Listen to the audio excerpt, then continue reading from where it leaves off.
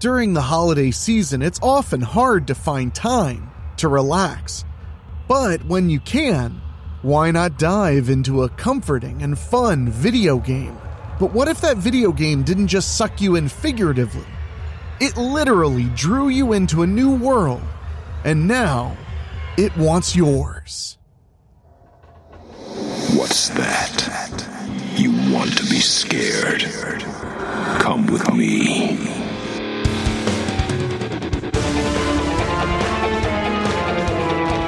You will experience tales of horror, ghosts, and death. It is not recommended for the weak at heart. Listen in the dark. It's more fun that way. This is Weekly Spooky.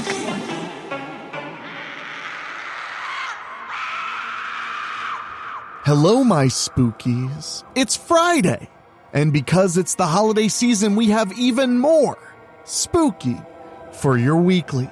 I'm your host and narrator, Enrique Couto, and tonight's story, it's a doozy. It's a lot of fun. It's a novella in the world of Strickfield. And it's all about those video games you kids out there like to play, and how maybe they're more than meets the eye. But before we get to that, thank you so much for joining us today for this extra special spooky. And remember, we have another one tomorrow. And if you love the Strickfield universe we've built right here at Weekly Spooky, well, you are not going to want to miss it. I'm going to go ahead and tell you now. Your beloved Rage Devereaux, the angel of death, who met her end of sorts at the beginning of this year, she's going to be back, baby, showing up just in time for the holidays. So make sure you're subscribed and check back tomorrow. And while you're making sure you're subscribed on your favorite podcasting app, why not leave us a 5-star rating, whether it's on Apple Podcasts, Spotify, or beyond? It sure does help the program a whole hell of a lot. We appreciate so much those of you who've already left us reviews. It costs nothing and it helps the program a lot. And if you want to leave a little something extra under our tree after all the bonus shows we've been putting out, well, the only thing I want for Christmas is you. To join our Patreon at weeklyspooky.com. Just click on the Patreon link, and for as little as $1 a month, you support what we're doing here. Make sure we bring the spooky on the weekly and get 2 bonus shows every single month. But now, my friends, it's time for the story. That's enough jibber-jabber. Let's get to the Christmas-tinged terror. It's time. The air is cold, and we'll get to it right after these quick words.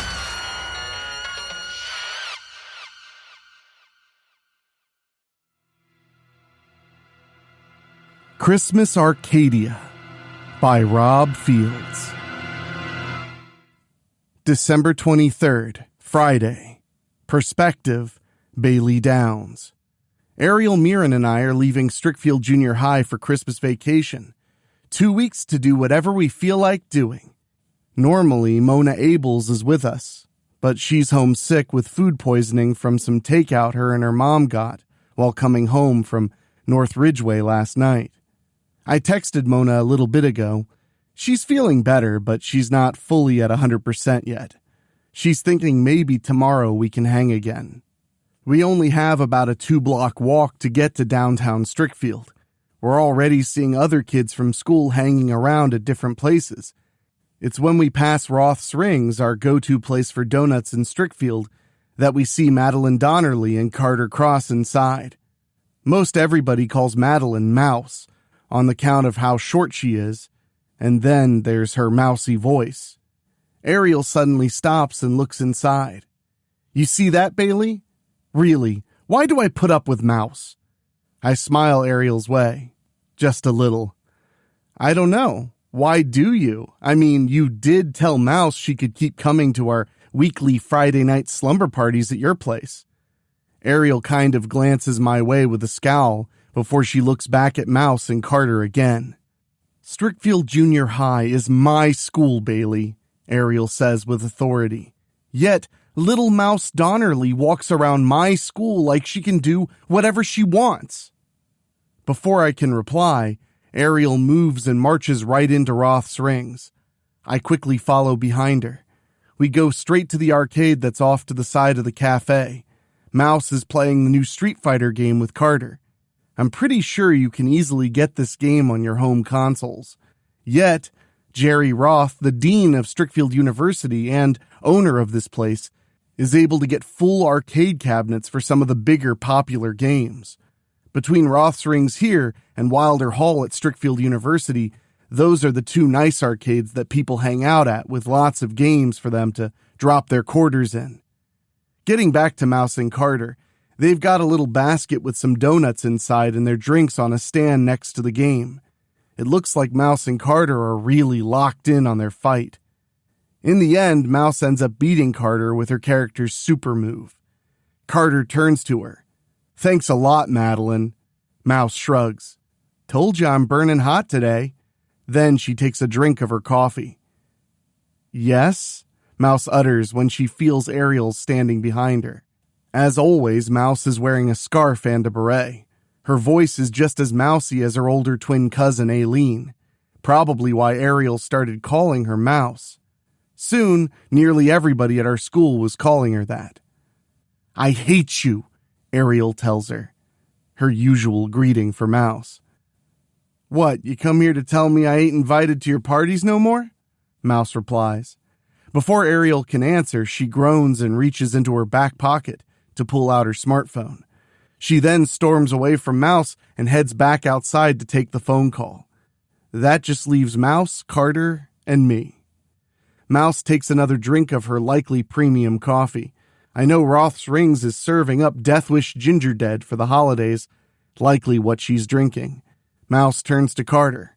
"Want to race again?" "You know I love racing," he replies. "Is this all you two do after school?" I ask them. "You just come in here and play video games?" Mouse shrugs. "Nah, sometimes we watch movies, but you already know that." Now they take their stuff over to the Cruisin' USA game. After putting their stuff on the little table there, they drop their quarters in and start racing. Then Arial returns.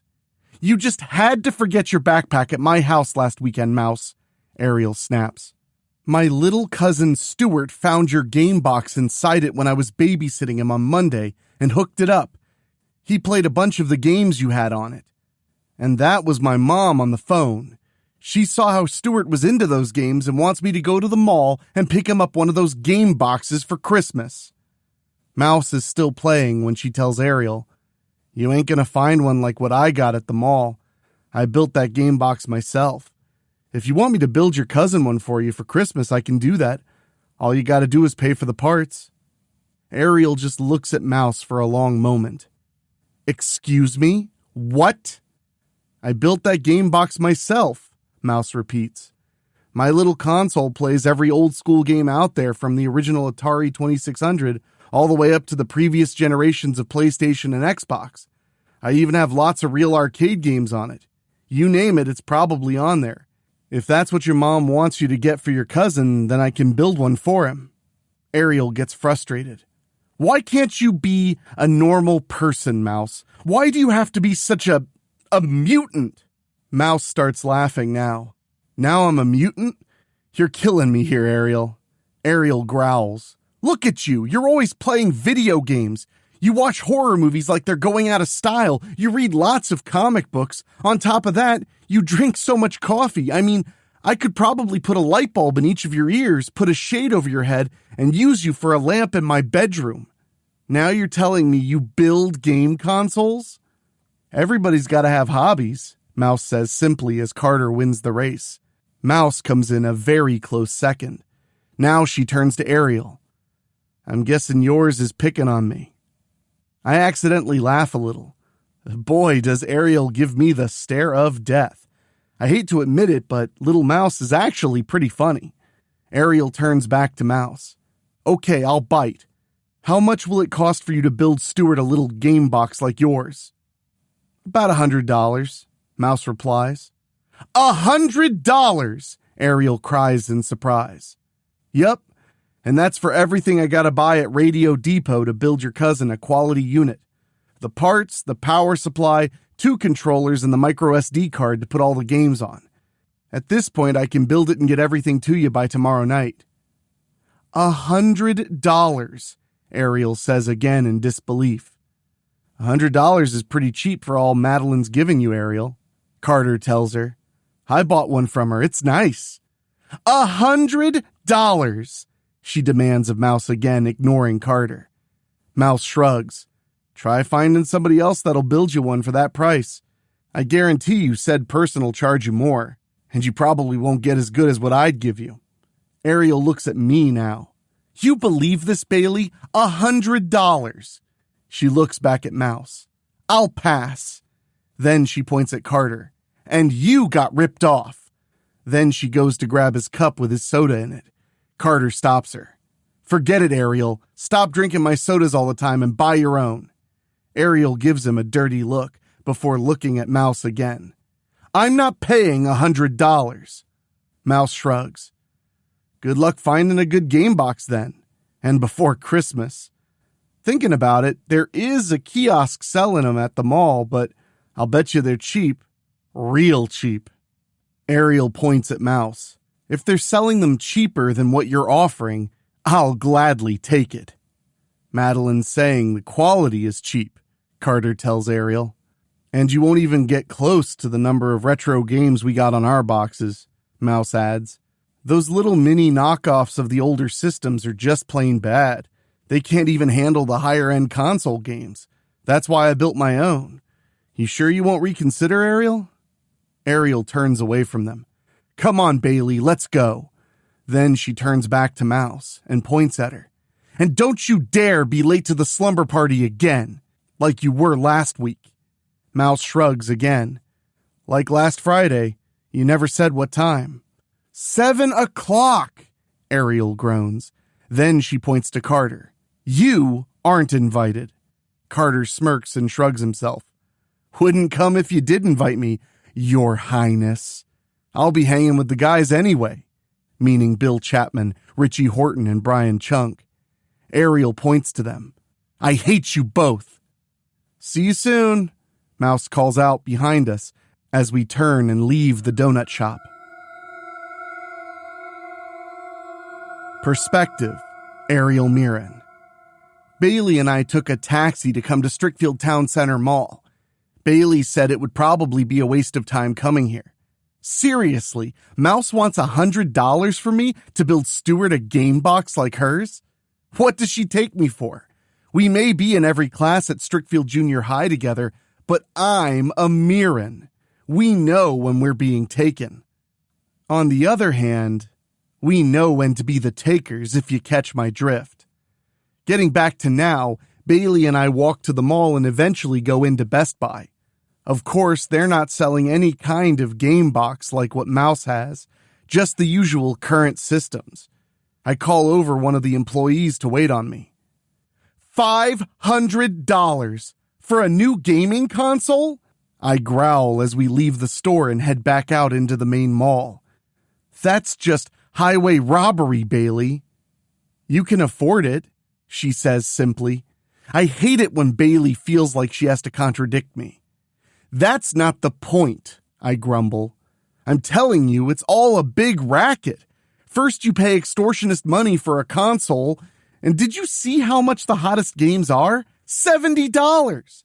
You also have to buy an extra controller if you want to play with another person at your house. On one of those systems, you have to keep buying batteries for the controllers. Then you have to pay a monthly fee just to play against people online. And you heard the Best Buy guy talk about the DLC and microtransactions and all that other stuff on all the other games. Tell me that's not a racket. Bailey smiles a little. Maybe $100 for Mouse's game box ain't such a bad deal after all. You heard everything she'll give you for that. Like she said, you're just giving her the money to buy everything to build it. I remember the kiosk selling the cheap mini knockoffs of the old Nintendo Entertainment System and go check it out. For $40, it comes with the unit, a power supply, 2 wired NES-style controllers, and a bunch of games on a micro SD card. As I sample a few games, I remember what Mouse said about this thing. She wasn't kidding when she said this piece of junk was cheap. The games on it are just horrible and look like they were cut and pasted together. After we walk away from the kiosk, I tighten my fists and growl at Bailey as she shrugs and smirks a little. Then I almost miss seeing the light at the far end of one of the less used wings in the mall. I think there's a store down there. Bailey and I head to the light. Even though the rest of the mall is packed with stores, what with it being the holidays, there's still this one wing that nobody seems to want to set up shop in. It never fails. Just the same, my curiosity gets the better of me. I want to see who's down here. We soon see a single store called Tiinker's, which looks like some kind of an oddities store. I glance over at Bailey. It can't hurt to check it out. If we don't find anything in this place, I'll text Mouse and tell her I'll buy a game box from her. As soon as we walk in, a man looking to be in his late 40s approaches us. Is there something I can help either of you find today? Not me, Bailey tells him. I immediately ask the man, do you, by any chance, sell game boxes? Then I explain what they are and what they do. I don't believe I have this game box of yours, but I think I may have something your little cousin may like, he tells me. Please, come with me.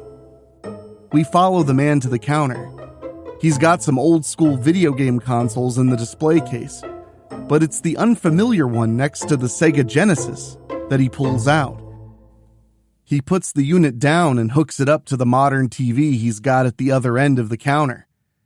After adding these two weird-looking controllers to it, he finishes the setup by hooking up... Are those VR goggles? This game console is called simply Virtua, and is rather a collector's item, the man says. That's my business, finding rare items and selling them here at my store. Isley Tiinker, at your service. Tiinker explains how the Virtua console was created years ago, back in the days of the Atari 2600 and ColecoVision. He says the Virtua could blow all of them away with its processing power and graphics.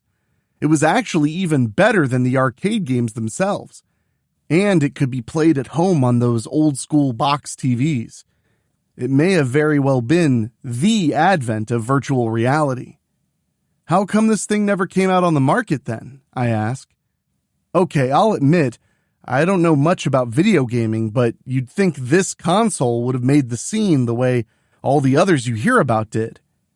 Tiinker sighs a little. Virtua was a little too perfect, I'm afraid. Definitely way ahead of its time. I don't know who programmed the one game used to demonstrate the console, but I can promise you not a single system on the market has Christmas Arcadia on it.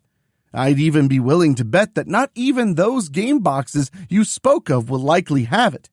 In fact, this console is quite rare, and just for the fact alone that it's one of only 3 prototypes ever constructed. Christmas Arcadia, I ask. That's actually a game? It is. Would you like to try it? Tiinker asks me. Really? All you do is put on these goggles, Tiinker explains. Then you hold both of these controllers like so. He demonstrates how to hold them. After I put the goggles on, Tiinker puts the controllers in my hands. Then I hear him switch the console on. You're not safe yet. Weekly Spooky will be right back.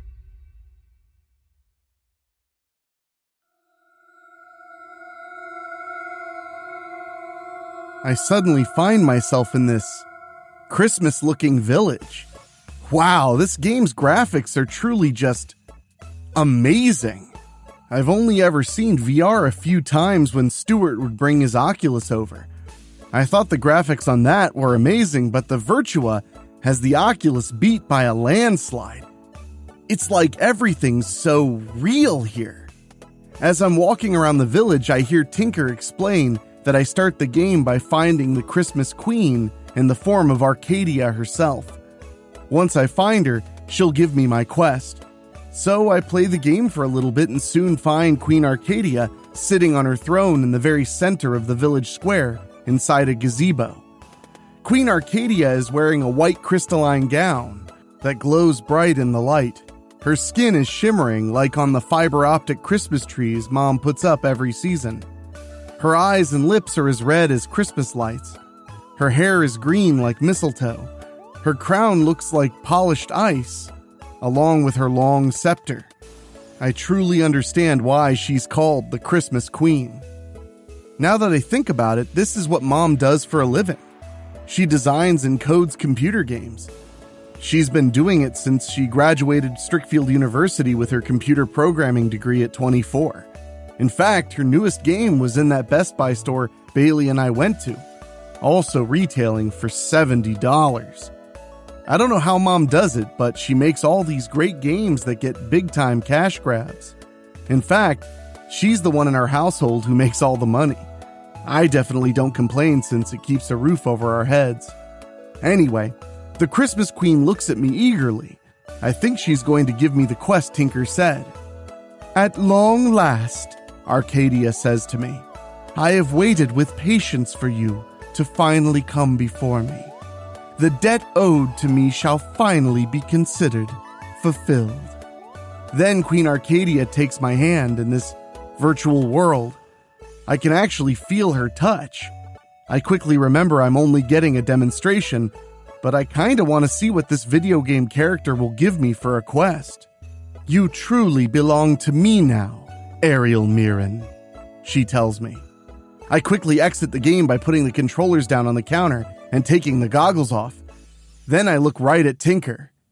This thing's just incredible. I think Stuart would really love this. "How much?"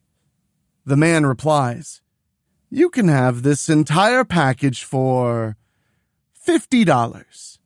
After I pay the man, Tiinker packages everything in the worn original box, including the original instruction manuals. He even throws in the adapter needed to connect the Virtua to our current HD TVs. Bailey and I leave the store. Now I'm laughing. And Mouse wanted to charge me $100 for a little junk box. You just wait till she comes to the slumber party tonight and sees this. "I'm very happy for you," Bailey says sincerely. Little did I realize just how much I'd really come to regret this amazing bargain. Let's just say I would eventually wish that I'd paid Mouse the $100 for her game box. I'd probably have avoided all the trouble that was soon to follow. Perspective, Madelyne Donnerly. I'm in the mouse hole, my bedroom, finishing with packing my backpack. I look at the clock. 6:15. Yeah, I'll make it. It still amazes me that you are friends with those girls. I look at my full-length mirror in the closet and see the ghost of Mary Worth looking back at me. "I get what you're saying, Mary," I tell her, "but I know how to read people." "You did not know how to read me upon learning that I was indeed real on that first day." I fully turn to face her. "Okay, you got me. Still, Mary, I know you're there watching when I'm at Ariel's house on Friday nights." I can't help but laugh. "I'll never get over how you scared them all that first night." Mary smirks. "And I'll be more than happy to frighten them again, should you just ask." I smile now. "I really do appreciate you being my friend, Mary. I hope you ain't worried I won't let you possess me no more." "It's never crossed my mind." She glances at the clock. "You best be leaving." I think about it for a second. Then I remember the little compact on my desk and grab it. I open it to reveal the mirror inside.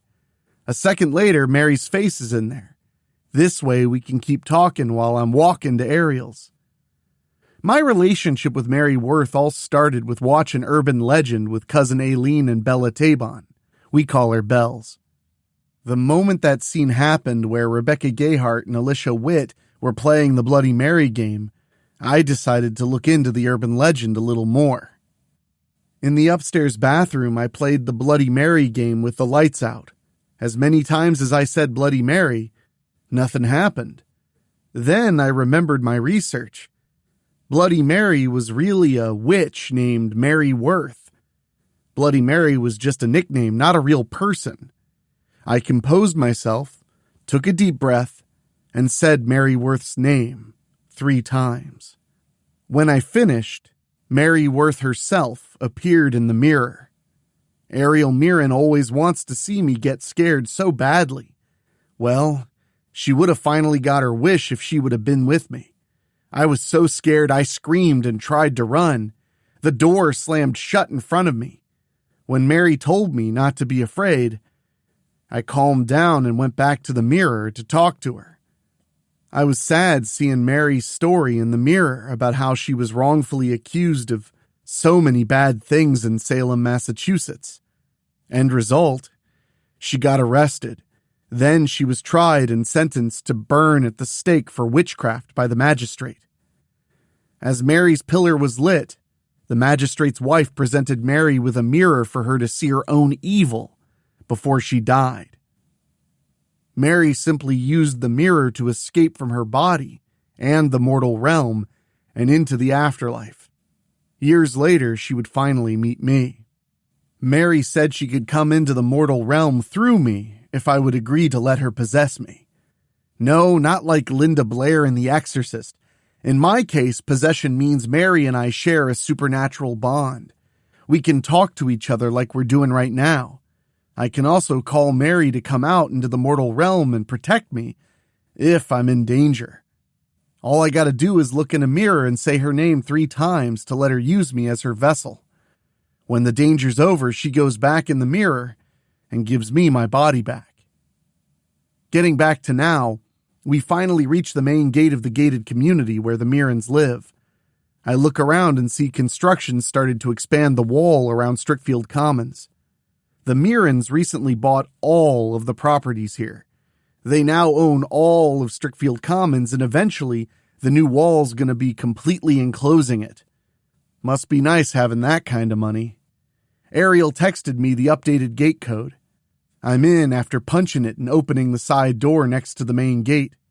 I walk straight ahead until I reach Arial's house just off Capitol Court. Arial's right at the front doors with her angry scowl to let me in. The slumber party's just me, Arial, and Bailey this time. Turns out Mona Abels is homesick with food poisoning. We all talked to Mona via video chat. She was feeling okay to talk to us, but she still couldn't make it tonight. I had food poisoning myself before, so I know how bad it hits you. When we're done talking to Mona, Arial turns to me and gives me a hard time about the $100 I asked for the game box. Then she hooks up this console I ain't never seen before called the Virtua. She said she bought it from some junk store at the mall and turns it on. I got to look this console over at the store, Mouse, Arial tells me. I bet you don't have this game on your game box.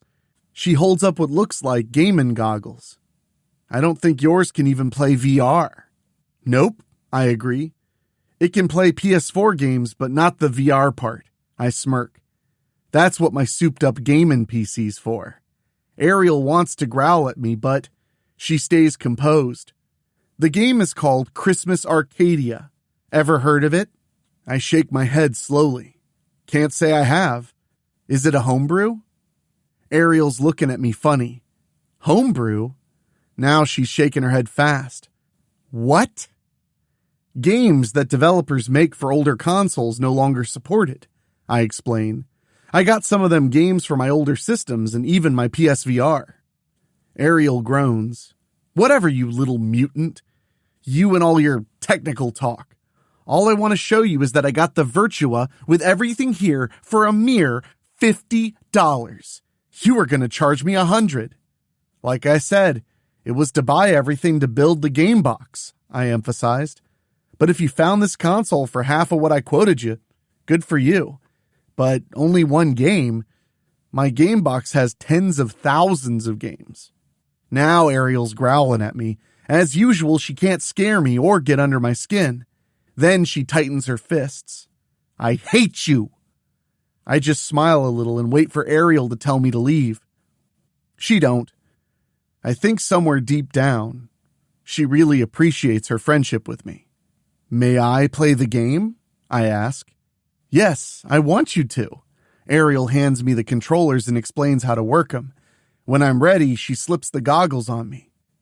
Whoa! I shriek when I see how amazing the graphics are. You say this console was made back in the Atari 2600 days? That's a long time ago.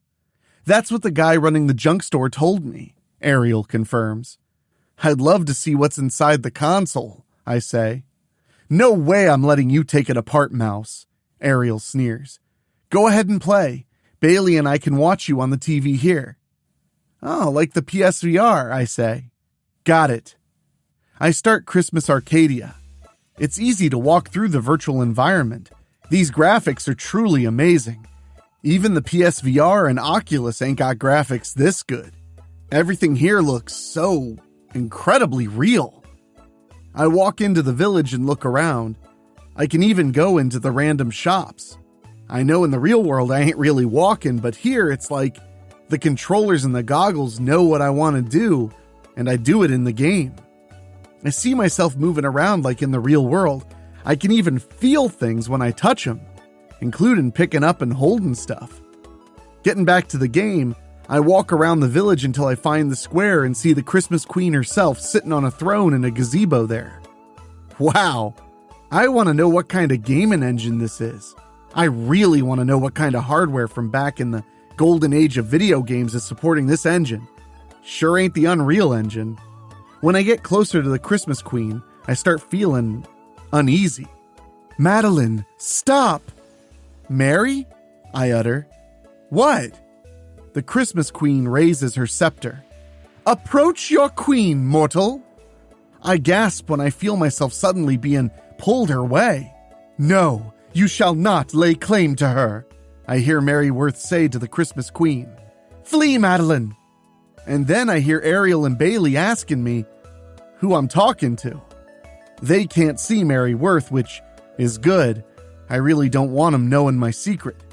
I turn and run from the Christmas Queen. I got a gut feeling and glance over my shoulder to see I'm right. The Queen's chasing me, literally flying after me. I duck into one of the shops and slam the door. I gotta get out of here fast. You cannot escape me, little one, I hear just outside.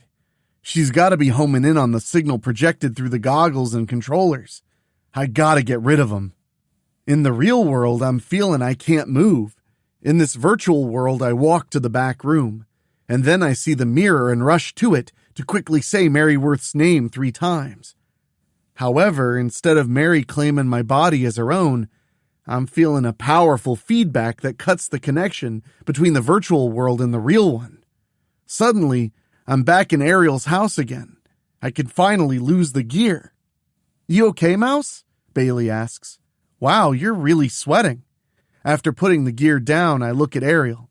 You gotta take this console back. Something's really wrong with it. You don't know what it can do. Ariel laughs scornfully at me. Wow, you're telling me you finally found a game even you can't beat? And it's even one that came out before our time. What a loser. I'm serious, Ariel, I cry. Please, just take it back. I'll give you my game box to give to your cousin. You don't even have to pay for nothing. Just take this console back. Bailey ain't sure what to think, but Ariel keeps laughing it up. Then she pinches my cheeks gently and teases me. Oh, you're so cute when you're mad, Mouse. I'll get you some cheese. I'm being serious, I return. Something's wrong with that console. There's evil in it. To my surprise, Bailey actually takes my side. I think Mouse is right, Ariel. We really don't know enough about the Virtua to... Ariel folds her arms in front of her and gets mad. Since when do you agree with that stupid little squeaker on anything, Bailey? You don't even like her. Bailey gasps. Then she points right at Ariel. That's not true. And what you just called Mouse was uncalled for.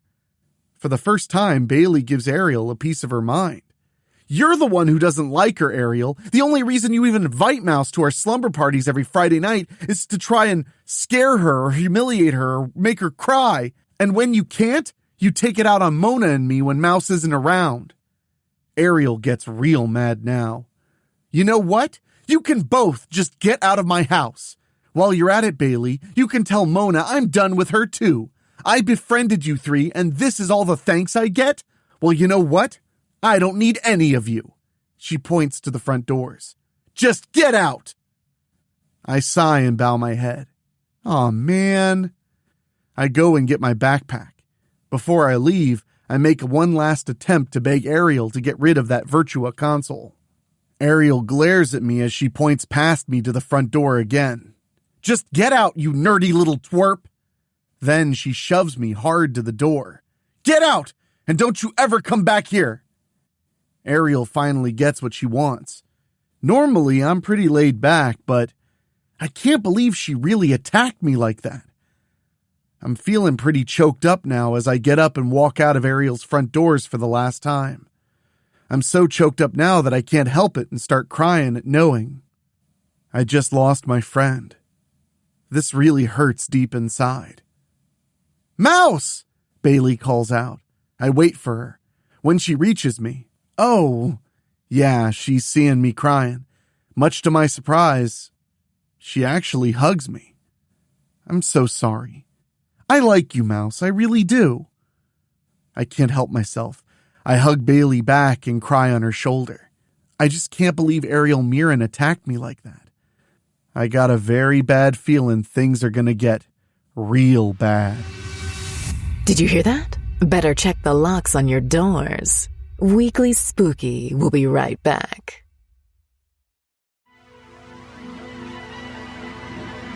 Perspective, Arial Mirren. I've got the whole house to myself now. I don't need those stupid girls as friends. In fact, I'll go out and make some new friends over the holiday break. Even better, I think I'll head into the village and get some right now. Tonight doesn't have to be a total loss. Wait a minute. I've still got the Virtua console here.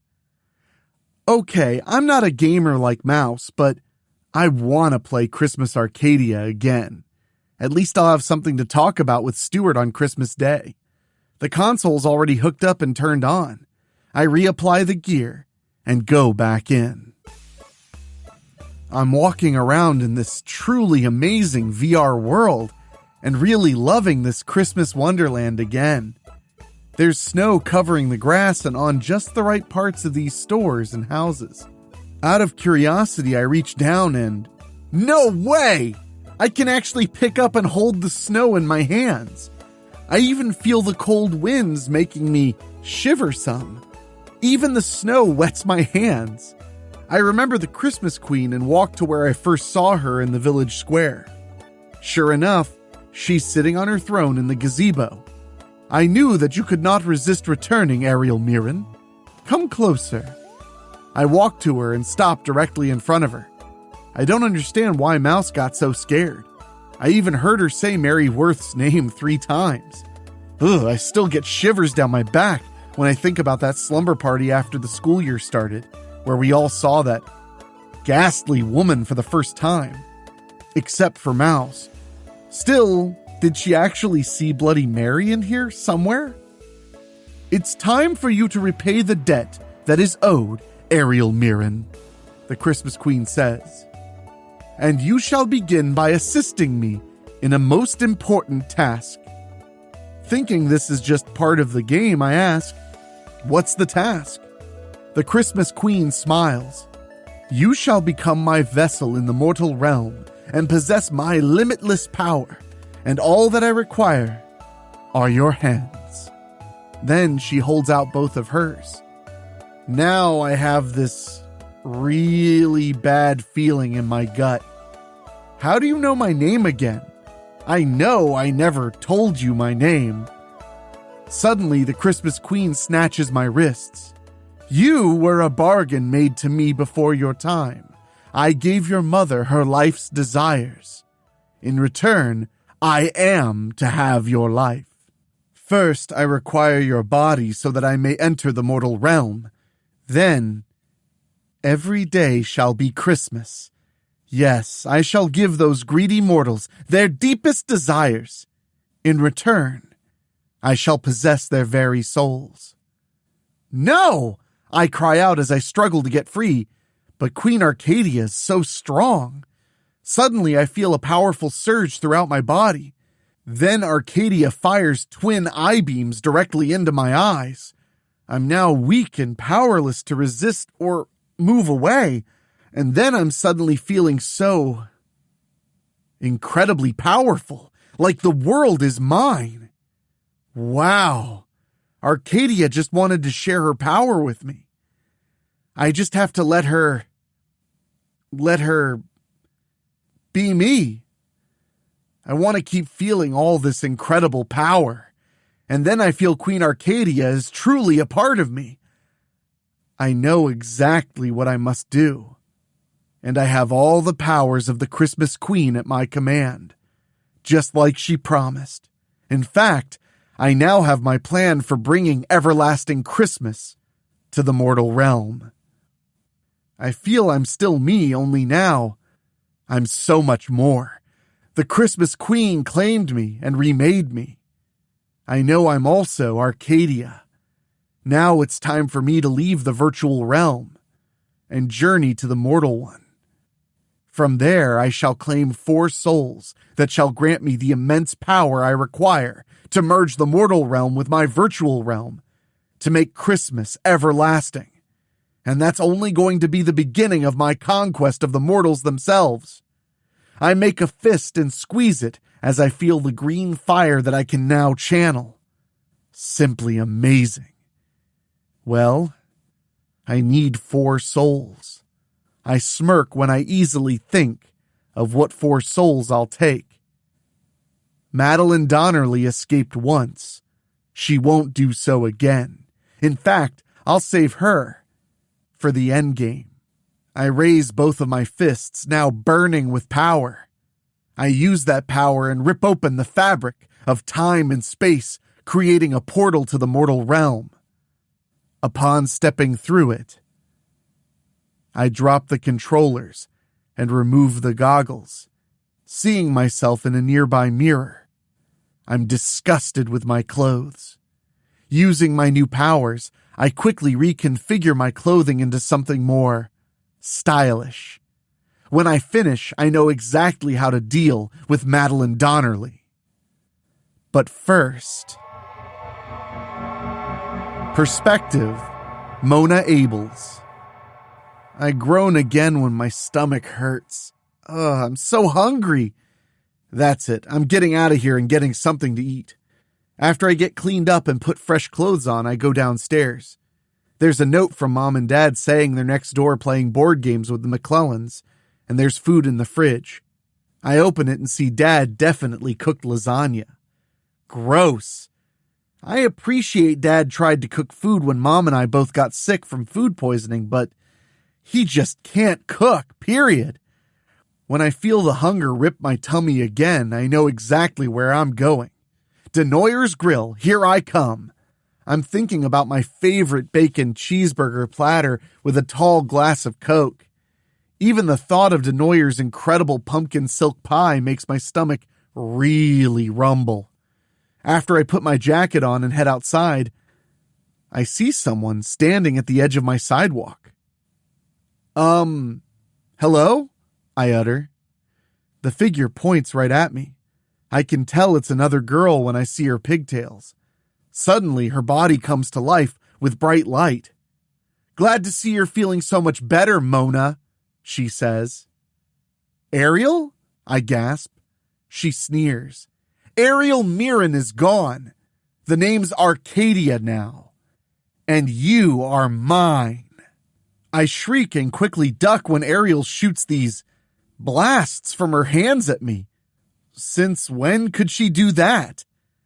You can't escape me, Mona, Arial cries gleefully. There's nowhere you can run. I get up and run out back, and then this surge of electricity shoots from underneath the porch light and right in front of me. It transforms into Arial. Her bleach blonde hair is glowing. She's also wearing 80s fashion, a green top, a glistening skirt, red tights, glistening leg warmers, and even LA Gear high tops. Arial points at me. I told you there's no escape, Mona. I turn to run again, but I'm suddenly stopped. Arial's new power surrounds me. Soon I'm encased in some kind of glass I can't break. I turn and face her. Why are you doing this? She smiles a wicked smile. 1 down, 3 to go. Then I shall remake the mortal realm in my image. You should be pleased that you're going to assist me in making Christmas a forever event instead of only once a year. You shall see when I enslave this world. Stop this, Arial, I shout. I quickly go for my phone. Oh no. Stupid me left it in my room. I can't text the others to warn them. There's nothing I can do. I sigh sadly as Arial makes us both disappear. Perspective, Bailey Downs. I can tell Mouse is still pretty upset. To be honest, so am I. I knew Arial Mirren was someone who always had to have her way all the time when Mona and I first met her. Still, she called us her friends, even though she had funny ways of showing her friendship. But tonight, I can't believe Arial lost it like that and lashed out at us. She went too far when she pushed Mouse. I walk with Mouse back to her place. We don't really talk a whole lot. I know there's definitely tension between us. Even though Mouse is always a laid-back kind of person, I feel she's always kept her guard up around Mona and me. Okay, I'll be honest here. Mona and I didn't really like Mouse when we first met her. We tolerated her because we knew Arial liked her. Even though Mona and I would never admit it, Mouse got to grow on us. We really liked having her around. When Mouse and I reach her house, we face each other. You gonna be okay? I ask her. Mouse sighs. Are you? Now I sigh myself. Arial did go off on both of us, didn't she? Then I finally decide right then and there to take that first step. Mouse, why don't you just come spend the night at my place tonight? We'll have our own little slumber party, you and me. Mouse considers me. No offense, but you hosted a slumber party at your house before and, it didn't go very well. I laugh a little. Yeah, you're right. It was rather interesting with all 4 of us cramped up in my little attic bedroom. Then Mouse meets me halfway. You can spend the night here, Bailey.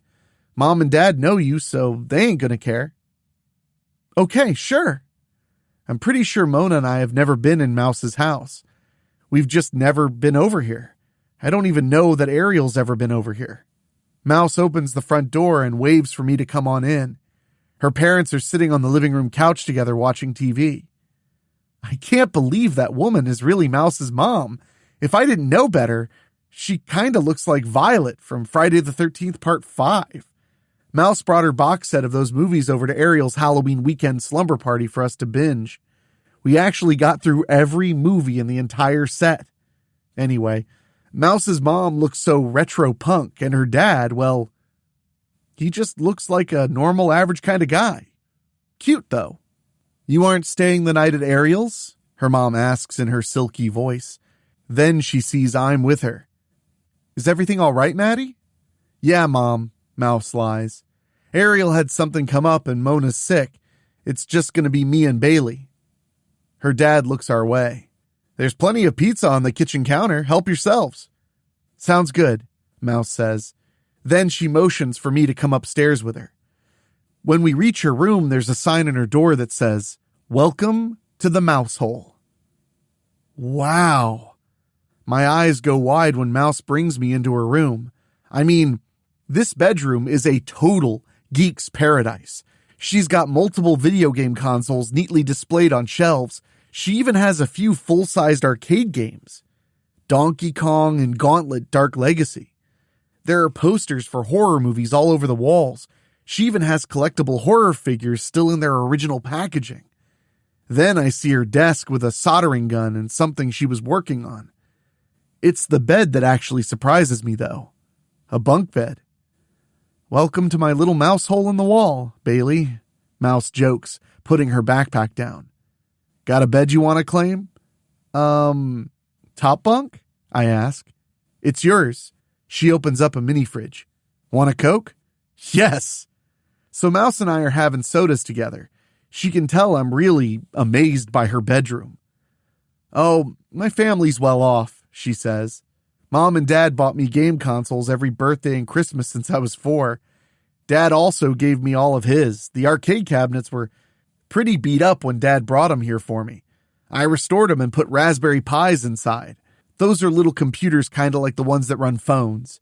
Now they can play so many games, including the original ROMs the cabinets have." She smiles a little. "What you want to do?" Mouse and I are eating pizza and watching Christmas horror movies on the bottom bunk. We actually both came out of our shells with each other a little more. We even laughed hard at how cheesy some of these movies really are, especially Santa's sleigh. We both admit it's not like being at Arial's, but we're having a great time. Then Mouse looks my way. "You think Mona's feeling okay? I'm thinking maybe we should invite her over." I nod quickly. "Yeah, let's talk to her. Can you get her on your computer?" "Sure." We pause the movie and get off the bunk. Mouse brings up Facebook Messenger and clicks on the group chat. Then she clicks on Mona's pic, followed by the phone symbol. No answer, I wonder. "Maybe she's sleeping or went out," Mouse asks. I quickly get my phone and try calling her. Straight to voicemail. I look at Mouse funny. Mona never turns her phone off. Then I leave a brief message and hang up. Mouse is to the point. None of us turn our phones off. We just look at each other for a moment. Okay, we agree something's wrong here, Mouse, but what do we do about it? We can either wait for Mona to turn her phone back on and get your message, or we can go look for ourselves, Mouse answers. I consider it. Then I tell her, let's not jump to conclusions yet. How about this? Let's finish the movie, and if we don't hear from Mona when the credits roll, I'll call her again, and if she still don't answer, we go look for her. Sounds good. Don't go away. Weekly Spooky will be right back.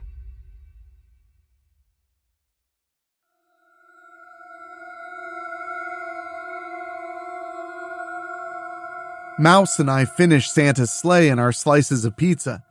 Mona still isn't answering her phone. True to our plan, Mouse and I put our shoes and coats on and head downstairs. Mouse's parents are still up. We're heading downtown, Mouse tells them. Her mom looks at us. Seriously, Maddie, why don't you just move your things into Roth's Rings? As much time as you spend there. Mouse laughs a little. Funny, Mom. Oh, wait a minute. Her dad suddenly gets up and comes over to us. He whips out his wallet and gives Mouse some money. How about bringing home some more coffee? Sure, she says. The usual? Yeah, the usual for me, her dad says. Bring home some more of that Death Wish Christmas coffee, Mouse's mom tells her. I'll get 2 bags of Ginger Dead, Mouse tells her. We've been drinking it pretty good, huh? When we leave the house, I tell Mouse, I can't believe your parents are so laid back. She shrugs. Yeah, they know I'm always okay, long as they know where I'm going. Mouse and I walk a few blocks and head into downtown Village. Soon we walk into Roth's Rings. There are people hanging out on Friday night as usual. We recognize some people from school. Then we see Carter Cross finishing a game. He's surprised when he sees Mouse and me. Mouse immediately tells him everything that happened. Yeah, Mouse ain't gonna lie to her best friend. Carter actually lives next door to her. Then Carter gives me a quick glance. You both okay? He asks. We tell him we are. Then I mention that we're looking for Mona and can't get a hold of her. Now Carter's concerned. Want me to help you find her? Would ya? Mouse replies. I can tell you both for sure Mona ain't in here, Carter says. I know, 'cause I've been in here for the last couple of hours with the guys. He nods down the road. You think she might have gone to the movies? The theater started staying open later tonight for the holiday break. I shake my head quickly. No, Mona always texts me when she wants to go to the movies. Hey, where are Horton, Chapman, and Chunker anyway? Mouse asks. They left a bit ago, Carter replies. But I'm here and I'll help you. Let's go. 1 sec, Mouse says. We go to the counter with Mouse so she can buy the coffee for her parents. When we're done, we leave Roth's Rings and head back to Mouse's house so she can drop off the coffee and the change. Then we head off and walk around the village. There's a few more places open late where people hang out on Friday nights. Carter even calls out to Denoyer's Grill. Sometimes Mona will go out there when she really gets the munchies. Carter hangs up and shakes his head a little. No go. I talked to Denoyer himself. He knows Mona and she ain't been there tonight. I groan. You guys, I really am worried now. Where else can we look? Carter asks. Even Mouse is stumped, but she has a suggestion. It's been some time, maybe we can head back to Roth's Rings and see again. Feeling it was worth a shot, we head back. We go in and look, still no Mona, but it ain't long before Arial comes in. We're all quite surprised at her appearance. She looks like she swiped Doc Brown's DeLorean and treated herself to a full makeover in 1985. And pigtails? Arial wastes no time coming our way. You people look like you've lost somebody, she says. I'm still upset at Arial and want to yell at her, but I'm really worried about my friend. Have you seen Mona? She's not home. We've been looking everywhere for her. Arial smiles a little. I think I saw her at one of the nearby cafes. Which one? Carter asks. I'll take you there. I was heading that way myself. We leave Roth's Rings and walk with Arial. Where'd you see Mona? Mouse asks Arial, sounding reluctant to talk to her. I'm taking you all to her, Arial replies. We walk for a little bit and pass Big Ed's soda parlor. Then Arial turns down the alley next to it. You said it was one of the cafes, Carter said. I never said this street, Arial replies. Andy's China Dragon is open all night too. I groan a little and follow Arial. Both Arial and I know that Mona loves Chinese food. Andy's China Dragon is really good for a village Asian place. Like Denoyer's Grill and Roth's Rings, they're always open. We walk through the alley until we come to the end. What the? Carter utters when the scenery suddenly changes. Everything looks just like that video game Mouse was playing at Arial's before Arial went all spaz on us. As we're looking around, we'd swear we're not in Strickfield anymore. Are we really in that Christmas Arcadia video game itself now? Looking at everything, we see this immense VR world, without goggles or headsets. Suddenly, Arial turns and shoves Mouse hard for a second time to make her fall onto some nearby snow. How do you like the game now, you little insect? Carter quickly gets in between them. Stop it, Arial! Now!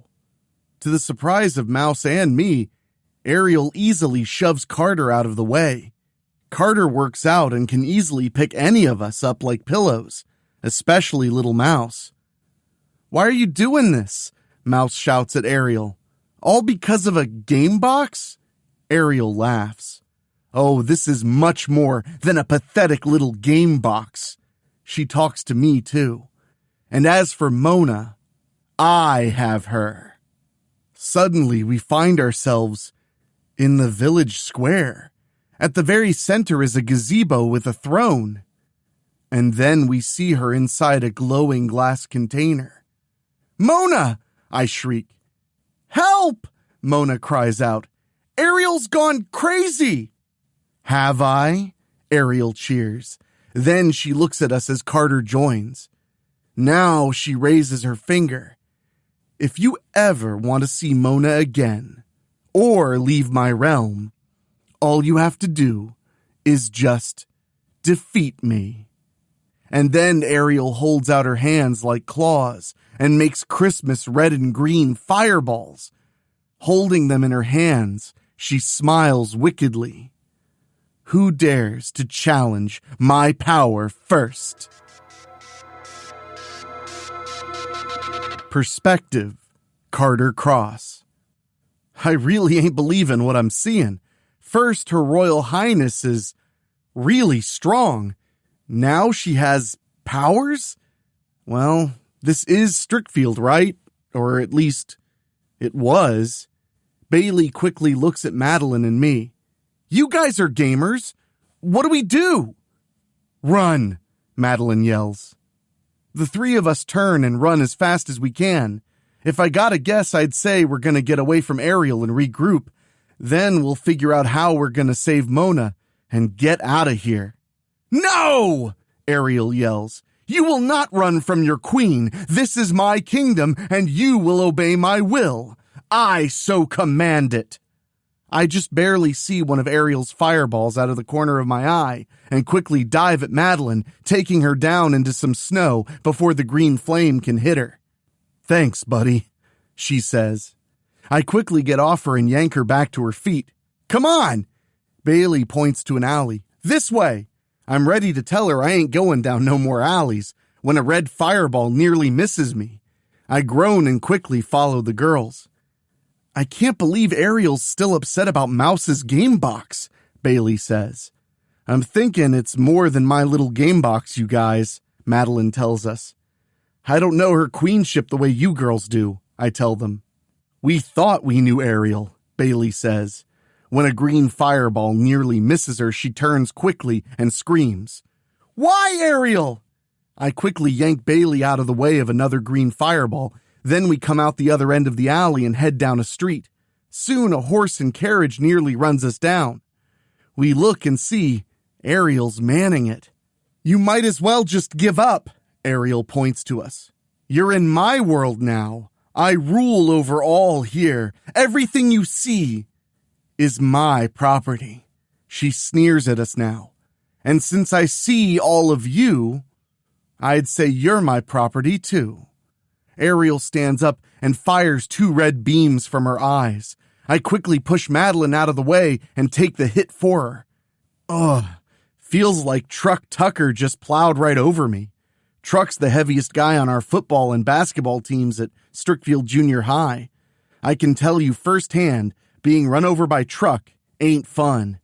I groan and try shaking it off. Then I feel Madelyne and Bailey grabbing me. We gotta move, Madelyne tells me. Trying, I reply. We run into a nearby shop. I finish shaking Arial's eye beams off and turn away from the girls. I quickly slam the door and pull the heavy wooden bar down across it. You think that'll keep Arial out? Bailey asks. Maybe it'll slow her down, I answer. Let's keep moving, Madelyne says. As we're turning to go, we hear Arial just outside. Really? You think a locked door can keep me out? Fools. Suddenly, the door is reduced to whatever the VR version of Ash is. Anyway, Arial comes right in. Her fists are burning green and red. She's ready to throw some more fireballs. Then she looks right at me and laughs scornfully. No Coke for me this time, peasant boy. Not when you still owe me a case, I tell her.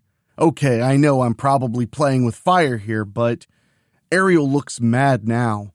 But I'm so thirsty. Then I forget Arial's literally playing with fire, and she reminds me when she hits me with her eye beams again. I groan hard and feel I'm flat on my back. Man, sure feels like Truck Tucker ran me over 3 times, back to back. I turn and manage to sit with my back to the wall. The next thing I know, Arial's right in front of me and lowering herself to look at me. Run, girls!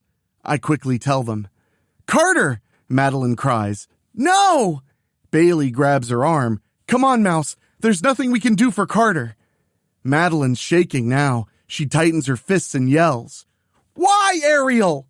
Come on! Bailey grabs her arm again. Let's go! Arial looks over her shoulder. Run, insect. Run as far as you can. I'm saving you for the final act of our little... Yes.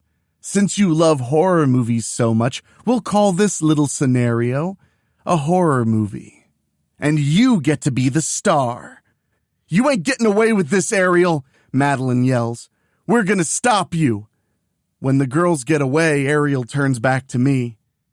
You know, Carter, Bailey really made me mad the other day when we were talking. I'll bet you can't guess what she said. I just groan now. Do I even care? Arial laughs. Bailey made a joke about you and me. She said she knows I like you. She said that I was going to be your high school girlfriend and then marry you. She laughs harder. I got mad and told her you're nothing but a brainless oaf. Why would I even consider a low-life worm like you? What would you have to offer me? I really groan now. Yeah, you're right.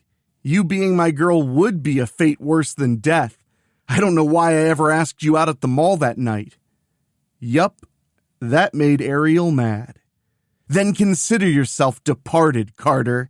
Because you belong to your Christmas queen now, you'll make another beautiful piece for my gazebo with Mona.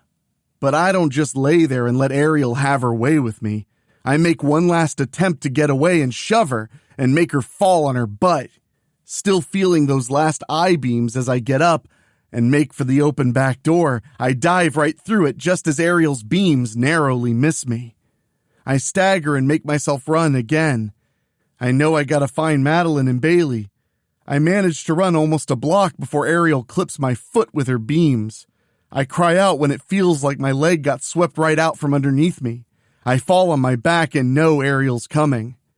Are you really that afraid of little old me, Carter? Arial teases, reaching me. I can't possibly understand why. I mean, you only have the weight of all those muscles, right? And then there's skinny little me.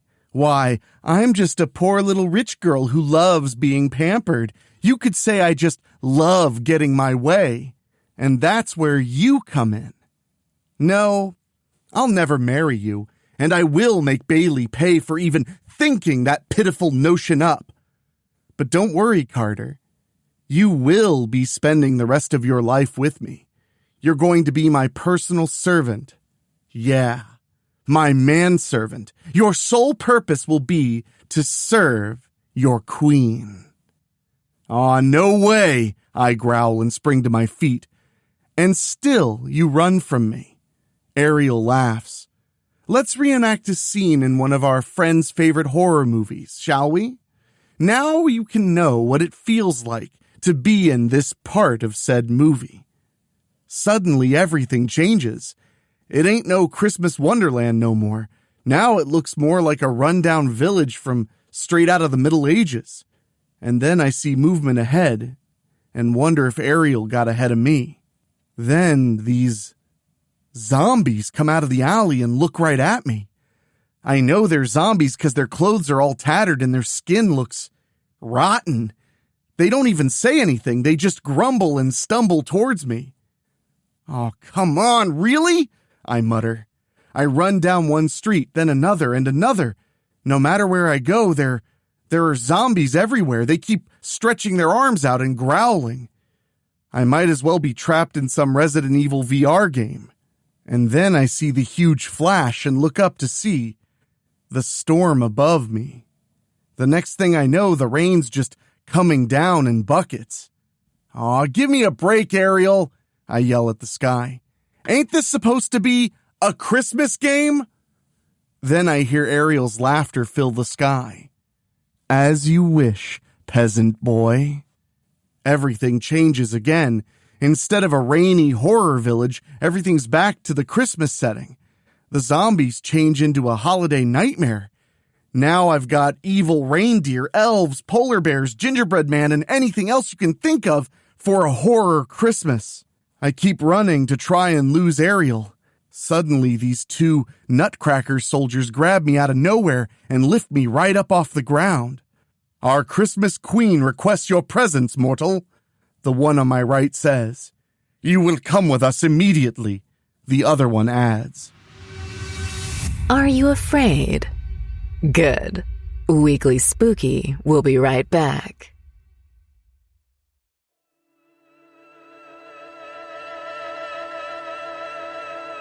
I fight to break loose, but they're really strong. They just keep dragging me along, like I'm on my way to jail. Truth be told, I'd never really given much thought to Arial Mirren. Yeah, she's a spoiled rich brat who loves getting her way all the time. She sure loves drinking out of my Coke cans all the time. Makes me think of how nearly everybody at Strickfield Junior High practically bows down to her. Except for Madelyne and me. I don't know what's going on here and why things are like this. I gotta talk to Madelyne and get the cliff notes from her on this. Bring him to me, I hear Arial say. When I see Arial now, I am really mad. I dig down with everything I got and finally break free of these demented nutcracker soldiers. Then I point right at Arial. You ain't getting away with this, you hear me?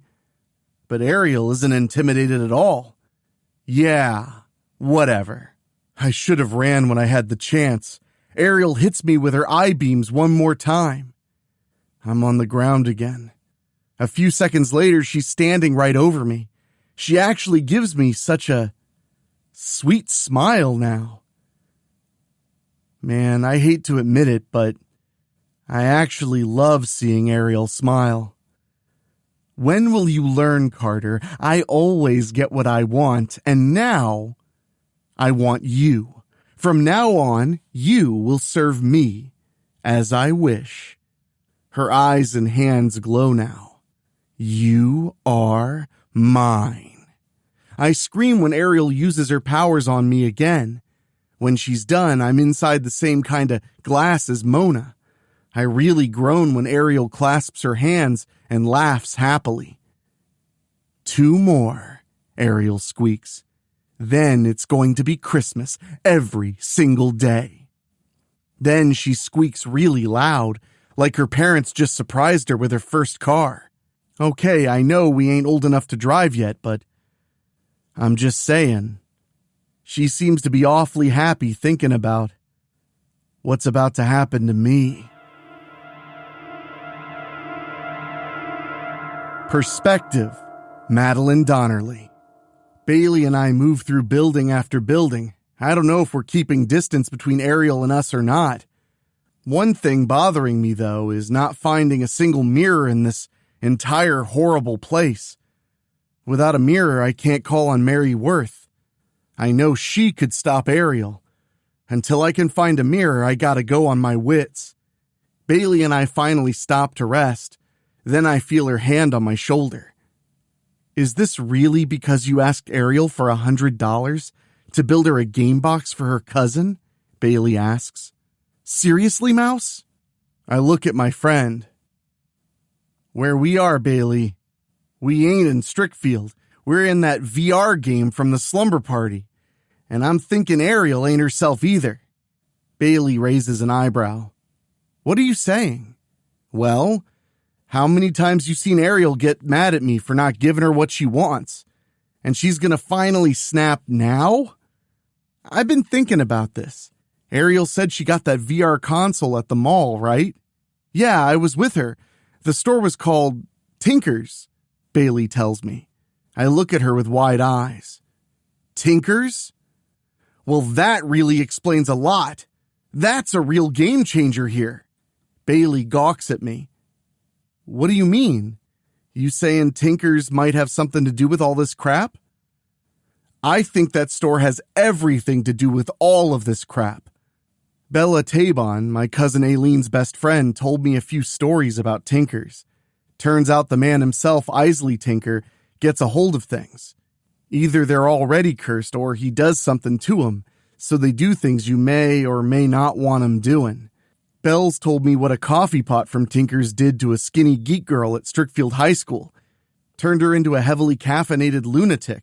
And Arial said I was heavily caffeinated earlier. Anyway, you want to track Tiinker down after finding out about the thing you bought, forget it. The store ends up disappearing and you ain't never finding it again. Also, the things he sells are just like the cursed antiques from Friday the 13th, the series. Yup, that's right. You ain't gonna destroy 'em. I don't want to go into everything I know because Cousin Aileen and Bells trust me to keep their hunting of supernatural baddies a secret. I've even been out with them a few times. I take a deep breath and tell Bailey, now that you said Tiinkers, I think the game's doing something to Arial. I just had a gut feeling she ain't been herself. We gotta figure out what's got a hold on her and break her free. Bailey smiles at me a little. Even though Arial went off on us earlier, hurt you still want to help her? I sigh. Yeah, I know Arial hurt me, but I'm betting she wasn't herself when she pushed me. I'm gonna do what I gotta do to save her. You want to help me, I could use it. If you're still mad at Arial, then I get you. But she's still our friend, Bailey, no matter what she's done. Bailey gives me a gentle hug. Maybe that's why we always give you a hard time. You keep us all honest. Then she backs up and looks at me. What are we going to do? We know what Arial's capable of now. I shrug. I ain't really sure. I don't know how extensive this VR world is. I hate to say it, but this is one game Arial's mastered, and she ain't no gamer. Suddenly, the door to our building flies apart. Arial comes right in and looks at us. Then she points right at me. It's not about me being a gamer geek like you pathetic little vermin. Then she laughs coldly. I've been your BFF for years. When will you learn that I'm a Mirren? We Mirrens always get what we want. We play to win. We play for keeps. And above all, we have no friends. Maybe I ain't got no mushroom power-ups, but I toughen up like Mario and tighten my jaw.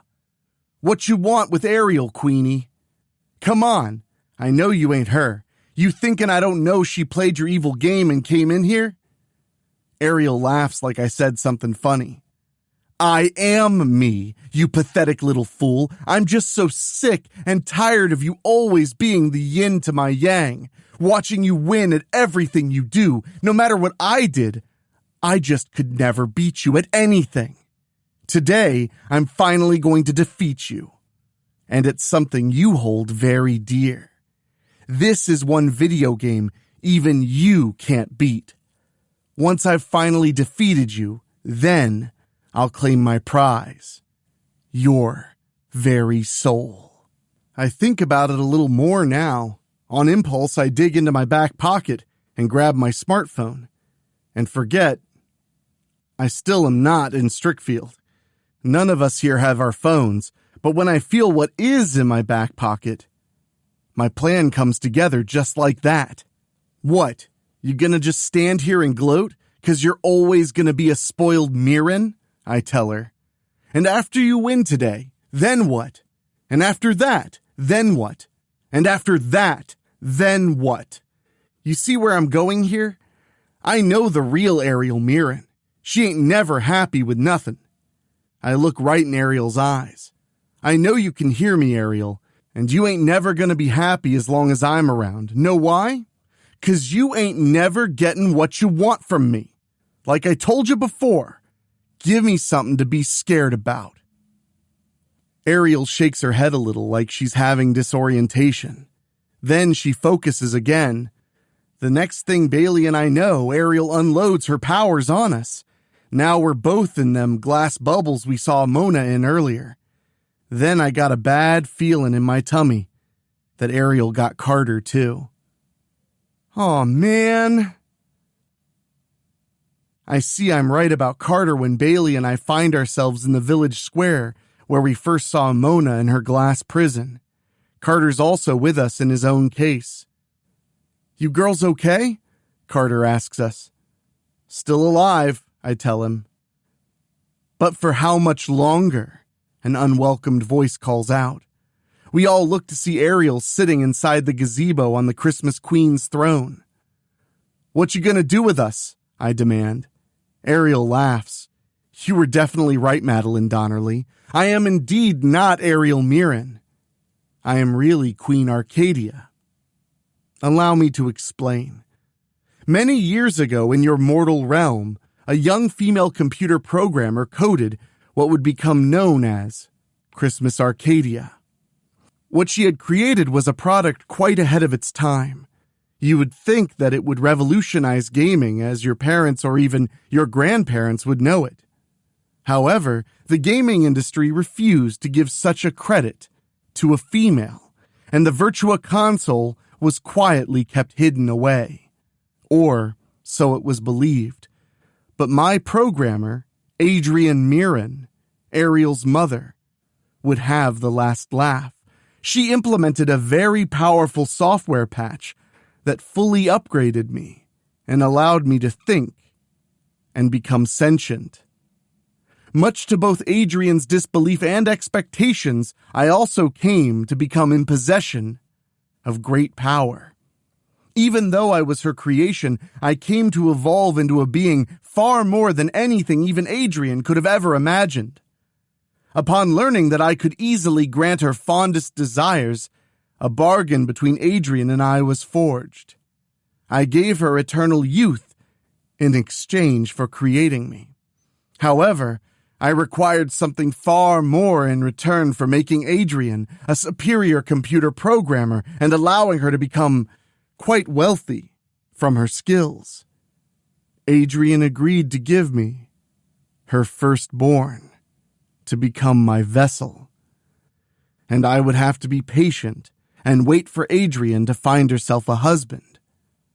Many years later, Arial Mirren would finally fulfill her end of our bargain. Ariel's meeting with Tiinker today was of no coincidence. Adrian met with him recently, and together they craftfully and carefully planned when Ariel would be maneuvered into Tiinker's shop to where he could simply sell her the Virtua Console for almost no money. All that I required was for Ariel to venture into my realm. The first time, she became enthralled and seduced by my virtual realm, which greatly lowered her guard. Upon her return, I had fully gained control of her body as my vessel. Now, Arial Mirren belongs to Arcadia. As for why I require the four of you, simply put, I require the power of 4 souls to allow the merging of the virtual realm with the mortal realm. Upon completion, Christmas Day shall be as forever as time itself. And what's more is that your people have proven quite greedy and selfish over the years. Every day shall be Christmas Day for them, just as you see it here in my village, and I shall be queen over all that I see in the mortal realm, enslaving its people to my will. And as for Arial Mirren, she shall rule at my side, as per our agreement. She created me and made me what I am, so it should only be fair that I share my unlimited power with her. Now, I always knew that the Mirrens were really greedy. I mean, they own the entire Strickfield Commons property now, along with tons of businesses and factories in our area. A few popular magazines said the Mirrens are the top 1% of the top 1%. Bells even mentioned a few times that the Mirrens are known to dabble in dark magic, but hearing about what happened with Ariel just now, oh man, that's just so wrong. Then Ariel transforms into Queen Arcadia herself. And now it is time to open the portal to the mortal realm again, this time with the addition of your combined life energies. I promise you it shall not hurt a great deal. You will just simply age rapidly as I draw upon your energies to open the portal and merge our realities. I gotta act now. I quickly dig into my back pocket and pull out my compact. I open it, look into the small mirror, and quickly say Merryworth's name 3 times. Perspective, Mona Abels. My jaw drops in wide shock. So do Bailey's and Carter's as Mouse's little compact glows. Then this strange power comes out of the mirror and goes right into Mouse. In seconds, she's... That horrible Bloody Mary! I'll never forget seeing her in Arial's mirrors just after the school year started. Sometimes I still have nightmares about seeing Bloody Mary. But what's Mouse doing with her? What is this? Queen Arcadia utters, just as shocked as the rest of us. Your evil shall never corrupt the mortal realm, Arcadia, Bloody Mary tells her. Before Arcadia can react, Bloody Mary raises her arms and utters some strange words. I gasp in surprise when we're suddenly freed. Just like that, the glass is gone. Your powers are no match for mine, you accursed witch, Arcadia declares. Your challenge is accepted, Bloody Mary replies. Arcadia starts their fight by shooting these beams from her eyes and knocking Bloody Mary down. Bloody Mary is quickly back to her feet and fires her own magic. Arcadia doesn't stay down either. Your powers are indeed strong, witch, Arcadia says. I think I shall draw upon your energies to merge my realm with the mortal realm. Do not even consider the possibility that I am your inferior, Bloody Mary replies. The two of them continue fighting each other, exchanging one display of power against the other. I really can't believe that this is little Mouse Donnerly taking on Queen Arcadia. Arcadia and Bloody Mary continue to show off their powers. It looks like they're evenly matched. Then Bloody Mary catches a break and is able to take the wind out of Arcadia's sails. She quickly turns to us. I shall return the three of you to the mortal realm now. Then Bailey speaks up. Wait, no! What about Arial? What about Mouse? Bailey's courage gives me some too. Arial and Mouse are our friends. We're not leaving them behind. The girls are right, Madelyne, Carter agrees. Can't you free Arial from Arcadia's control? I am not Madelyne Donnerly, Carter Cross. Madelyne is merely my vessel. I may only possess her when she summons me to do so. Mary pauses. It looks like she's thinking. Are you sure that you wish to do this, Madelyne? The risk may be far greater than you can comprehend. Another pause. Can Bloody Mary and Mouse talk to each other somehow? Very well. I only pray that you succeed in your plan. Bloody Mary has Mouse's compact in her hand now, just as Queen Arcadia is ready to fight again. It shall not be I with whom you shall do battle any longer, Bloody Mary tells her.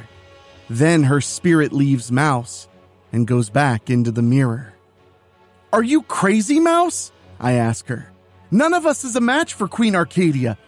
I don't know how, but turn back into Bloody Mary. Maybe we ain't, Mona, Mouse replies. But I bet you anything I know who is. The only thing scarier than that is not being subscribed. Weekly Spooky will be right back. We watch as Mouse turns around to face Queen Arcadia. Come on, Arial. I know you can hear me in there somewhere. Your efforts shall prove most futile, little one, Arcadia sneers. Arial Mirren is mine. Oh yeah? Mouse fires back. Who says? Come on, Arial. I know you're hearing me in there. Ain't you supposed to be the queen of Strickfield Junior High? Ain't you used to always get in your way? How many times you always rub in people's faces in it that you rule our school? How many times you gotta remind people you're a Mirren? You're really gonna let Arcadia rule you now? Come on, Arial. I know you're hearing me. Then Carter points at Arcadia. You still owe me a case of Coke, Arial. I ain't about to just kiss that off. He smirks now. Then again, you can't really drink any more of my sodas if you belong to Arcadia, right? You ain't throwing no more Friday night slumber parties if you belong to Arcadia, I throw in. And then Bailey finishes with, I understand if you feel you can't have your way with Arcadia. Then she approaches Mouse and puts a hand on her shoulder. I mean, you can't even deal with your little mouse problem, right? Arcadia laughs scornfully. You mortals are so foolish to believe that you're... No.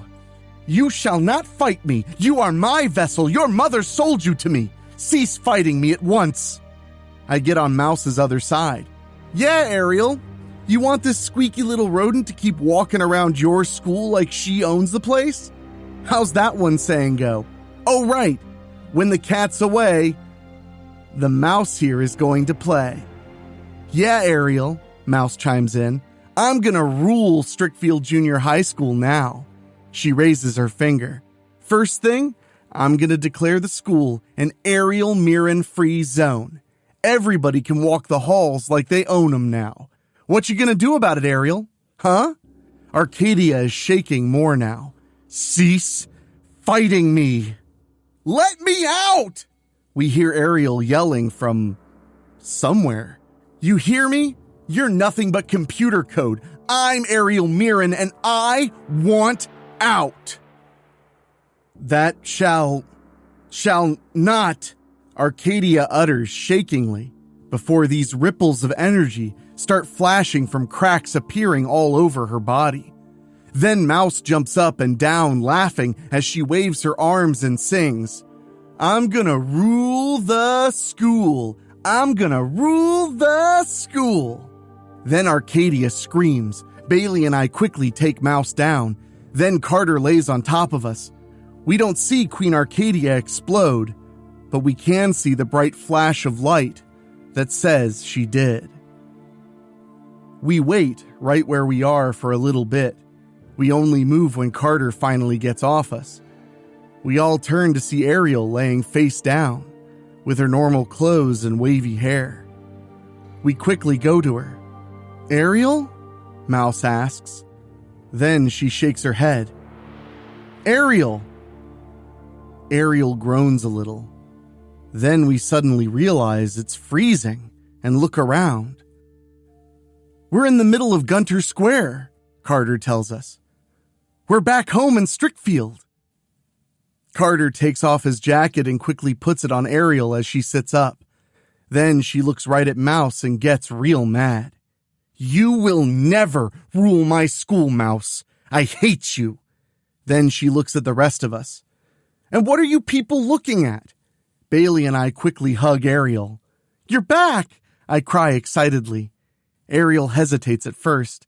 Then she hugs Bailey and me back. After a little bit, we come apart. It's really cold out here, Arial says, sticking her arms inside the sleeves of Carter's jacket. Let's get you home, I say. Then Arial seems to remember. Mona? You're feeling better? Yeah, I was, going to come to my slumber party after all? Arial finishes for me with an eyebrow raised. You still want to have your slumber party? Bailey asks. It's Friday night, Arial snaps. Of course, I'm having my slumber party. Then she looks really let down. I heard everything Queen Arcadia said. Now she's starting to cry. Mom, you guys are welcome to come to my place, Mouse offers. It's just a block that way. Arial doesn't say anything, but she lets Mona and I escort her to Mouse's place. I've never seen Arial this hard hit. To think that Arial's own mother offered her in exchange for power and riches. Arial's not only finding out that Mirrens will turn on their own, she's also finding out that she's truly alone in the world now. Well, not exactly. She's got all of us. We've all just been through a strange ordeal together. Now it's up to Arial to adjust to everything that's happened.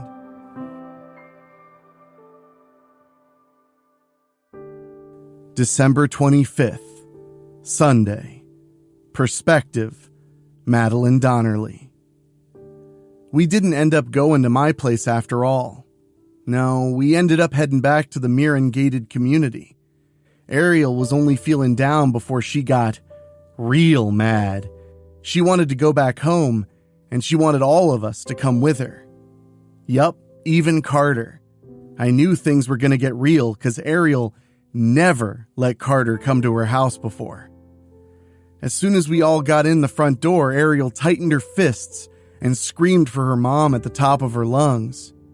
I ain't gonna go into every teensy-weensy little detail, but let's just say it was real bad. To give you the Cliff Notes version, Arial called her mom out on the deal she made with Queen Arcadia. What's more, her mom didn't even try apologizing or saying anything about making a mistake or whatnot. Arial Mirren actually ended up calling Arial a spoiled little brat, and, well, like I said, it was real bad. End result? Arial said she was leaving. Her mom asked her where she was going to live in the most scornful tone I'd ever heard from her. From any woman, for that matter, let alone a mother. Her dad was also there, and believe me, he wasn't caring nothing about Arial neither. Seriously, what is freaking wrong with these people? And now, I got a new bunkmate here at the mouse hole. Yup, Arial's living here with me now. I guess it fell on me. 1, Carter's a guy, and it wouldn't look good if she was living at his place. 2, Bailey's family ain't got room in their little house. 3, Mona's family ain't got room neither. So, that left only me. To be honest, I really wasn't sure Mom and Dad would have let her stay with us. All I had to tell them was Arial had a really bad falling out with her parents. My mom and dad let Arial explain her side of things to him, not mentioning all the magic stuff and the Virtua console from Tiinker's, obviously. In the end, they let her stay, so long as she followed the house rules and did whatever they asked, chores and stuff. I'm laying on the lower bunk, and it's Christmas morning. Yeah, you just know Arial wanted to be tops. Arial will never change in that way. I know you're awake down there, Mouse, she says. Yup, I tell her. You sleep good? No. I'm still mad. I sigh sadly. I'm really sorry, Arial. I know I gotta be the last person on the planet you wanted to have to live with and all. Her finger shoots down and points right at me. You stop right there. Arial climbs down from the top bunk and sits on the lower bunk with me. That's not why I'm mad, Mouse. I'm not even mad at you, believe it or not. I mean, I know I should be, but I'm just not. What did I do that you would want to be mad at me for? I ask. Arial laughs. Then she tells me, you are my mortal enemy. You're the good to my evil. You're the one person I want to destroy. For the longest time, Mom and Dad kept telling me I needed to be really aggressive if I want to succeed in life. So I managed to take control of Strickfield Junior High. All except for you and Carter. I even invited you to my slumber parties because I'm obsessed with wanting to scare you and make you look bad in front of Mona and Bailey. I wanted to use you to prove my authority and my dominance. She sighs. You became the one person I always looked forward to fighting with, each and every day. Ever since the 3rd grade, you've always been the mouse to my being a cat. Yeah, I getcha, I say. And now that you're living here in the mouse hole with me, I sigh. For what it's worth, I'm sorry. But you gotta admit your mom was right when she asked you where you were gonna live. You gotta live somewhere, Arial. You can't live out in the cold and with no one to be with. I know. She starts crying a little. I just can't believe that Mouse, as badly as I've treated you all these years, that you still brought me here to live with you. I sit up and look at her now. 'Cause you're my friend, Arial. Even after what happened on Friday? I know it wasn't you, I tell her. I know Queen Arcadia got in your head. You and me? We're all good. Then I take her hand and wrap my pinky finger with hers. Pinky promise. She wipes away some tears now. But how can I face everybody at school after Christmas vacation is over? You just know they're all going to find out about what happened to me. Like my dad told you, you just gotta take it one day at a time, I remind her. Don't worry, you got all of us. We all got your back.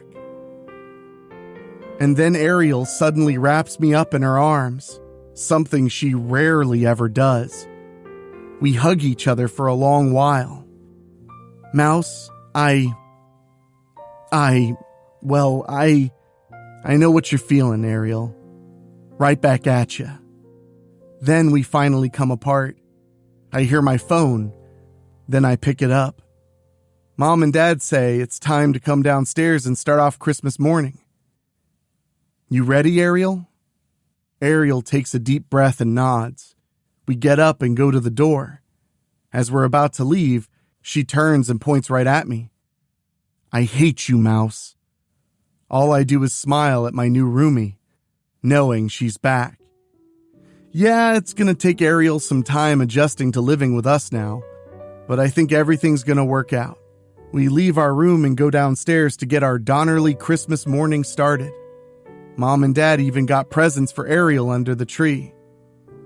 I think, for the first time ever, Ariel's actually happy on Christmas morning. I mean, after what just happened, I could only imagine how Christmas must have been like for her back inside the Mirren wall. Also, I better mention, the others don't seem to remember about me and Mary Worth. As soon as we were all safe and sound, I talked to Mary. She went to the others and used her white magic to make them forget seeing Mary possess me. It ain't that I don't trust everybody. I just don't want them looking at me different because of my supernatural relationship with Mary. As for the Virtua console at Ariel's former house, Mary saw it sitting on Adrian's dresser in her bedroom and easily grabbed it into the mirror with her. Remember, there ain't no destroying things from Tiinkers, so Mary's keeping the Virtua safe with her. As for the rest of our holiday break from school, our group started getting together more. No, we don't have slumber parties at Ariel's house no more. I ended up taking over by hosting movie nights at my place on Friday nights now, which means even the guys get to join in. Even Mom and Dad join us for the fun sometimes. This change is an adjustment for all of us, but at least Ariel's happy to be with all of us, even if she won't admit it. And she still manages to swipe Carter's sodas. Anyway, here's to hoping you all have a great holiday season. And don't worry, we're definitely coming back with some more adventures down the pike. Happy holidays.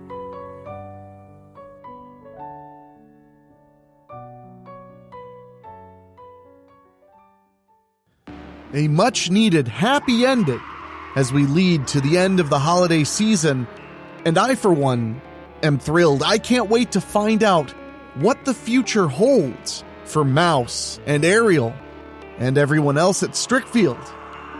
But I guess we'll have to wait and see what the new year holds, won't we? And speaking of, remember, tomorrow we have a very special Christmas Strickfield story to wind down our holiday horrors this month. And it features our own Rage Devereaux, the Angel of Death, a character that many thought we would never see again, but you just never can say never, can you? But you'll want to be here tomorrow to check that one out for sure. So make sure you're subscribed, my dear listeners, and thank you so much for letting me entertain you through your holiday season, for allowing me to bring a little joy to what can often be chaotic and stressful, and for all the folks who've joined us over on Patreon to help keep the spooky going into the new year. You guys have been an immense help, and I want to say an extra special thank you to our brand new producer, a Patreon producer named Mark Shields. Mark has been supporting what I do for a very long time, and I really appreciate his help. And I want to say an extra special thank you also to our Patreon podcast boosters, folks who pay just a little bit more to hear their names on the show, and they are Johnny Nix, John Callan, Bobbletopia.com, Megan Hua, Julia Kirsch, Brent McCullough, Steve King, Karen Weemet, Jack Kerr, and Craig Cohen. Thank you guys so much, and thank you to everybody who's gone to weeklyspooky.com, clicked on Patreon, and helped us make this program possible. But in the end, any of you out here listening to the program, sharing it with friends, reviewing it, and just showing up every week to hear something scary make it all happen. So I thank you, and I will see you all tomorrow. But for now, for myself, for my executive producers, Rob Fields and Mark Shields, hey, that rhymes, for my producer, Dan Wilder, and my composer, Ray Mattis, I will talk to you holiday homies tomorrow. Thank you for listening. Make sure to find your way back next week. But for now, you are safe. Trust me.